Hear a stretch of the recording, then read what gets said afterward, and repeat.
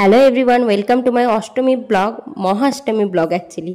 তো পুজো পেরিয়ে গেছে, অনেক কয়েকদিনই হয়ে গেল, কিন্তু এখনও যেন মনে হচ্ছে পুজো পুজো ভাবটা থেকেই গেছে। আর এই ভিডিওগুলো যখন এডিট করছি তখন তো আরোই মনটা খারাপ হয়ে যাচ্ছে।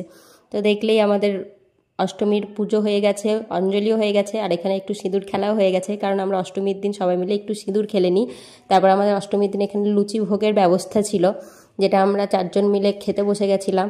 আমাদের গ্রুপের অনেকজনই আছে, কিন্তু 4 জনের বেশি তো বসা যাবে না একটা টেবিলে, তো সেই জন্যই 4 জন মিলেই বসেছিলাম। আর একসাথে না বসলে তো আমাদের পেটই ভরে না। তো তারপর চলে গেছিলাম সন্ধেবেলায় ঠাকুর দেখতে। এই যে আমার লাড্ডুবাবুকে একদম সাজুগুজু করিয়ে ওর পাপার সাথে চলে গেছিলাম মল্লারপুরে ঠাকুর দেখতে। মল্লারপুরটা আমাদের তারাপীঠের পাশেরই আর একটা গ্রামের মধ্যেই পড়ছে, গ্রাম না শহর আমি ঠিক জানি না, তবে যাই হোক মল্লারপুর অনেকেই চিনবে, স্টেশনে আছে মল্লারপুরে। তো বিয়ের পর থেকে এটা আমাদের একদম মানে বাধা ধরা হয়ে গেছে যে অষ্টমীর দিন মল্লারপুরে ঠাকুর দেখতে যাব আর নবমীর দিন রামপুরহাটে। তো যাই হোক মল্লারপুরে চলে গেছিলাম। এখানে খুব ভালো ঠাকুর হয়, খুব বেশি ঠাকুর হয় না, বাট যেই 2-3টি ঠাকুর হয় সেটাই খুব বেশি ভালো হয়। আর এই যে প্রথমে যে ঠাকুরটা দেখতে গেছিলাম এটা বাচ্চাদের জন্য খুব বেশি ভালোই ছিল, বেশ লাইন ছিল, আউল ছিল।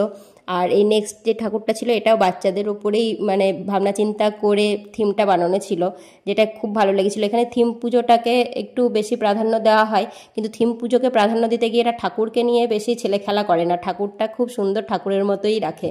তারপরেই দেখো রূপুর জন্য বালুন কিনতে চলে গেছিলাম আমরা, কারণ রূপু বালুন তো দেখলে ওকে কিনে দিতেই হবে। আর এই যে বাজানো যায় এই বালুনটাও খুব বেশি পছন্দ করে। আর অষ্টমীর দিন তো নিরামিষ, আর বেশি কিছু বাইরে খাওয়া যাবে না, তাই জন্য নিরামিষ ফুচকা খেয়ে নিয়েছিলাম। আর ফুচকার খাওয়ার পরে খেয়ে নিয়েছিলাম আইসক্রিম। এই দুটোই খাওয়া যায় অষ্টমীর দিন, আর তো বাইরের কিছু খাওয়া যাবে না নিরামিষ যেহেতু।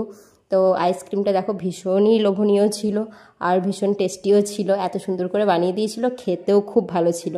তো যাই হোক এরপরে আইসক্রিম খেয়ে চলে গেছিলাম আর একটা প্যান্ডেলে। এখানে আমাদেরই তারাপীঠের মায়ের মন্দিরের আদলের প্যান্ডেলটা করা হয়েছিল, যেখানে একটা মায়ের মূর্তিও করা হয়েছিল বাইরে। তো সেই ঠাকুরটা দেখে আর একটা ঠাকুর দেখতে চলে যায়। এখানে লাইটিংটা আমার ভীষণ ভালো লেগেছে। আর রূপুকে তো কিছুতেই ধরে রাখা যাচ্ছে না, ওর কোল থেকে নেমে একদম সোজা চলে যাচ্ছে। আসলে ওর দূর থেকে দেখে না পোষায় না, কাছে গিয়ে তারপরে ও প্রণামটা করতে চায়। তো এরপরে আমরা চলে এসেছিলাম বাড়ি। দেখা হচ্ছে নেক্সট ব্লগে, বাই।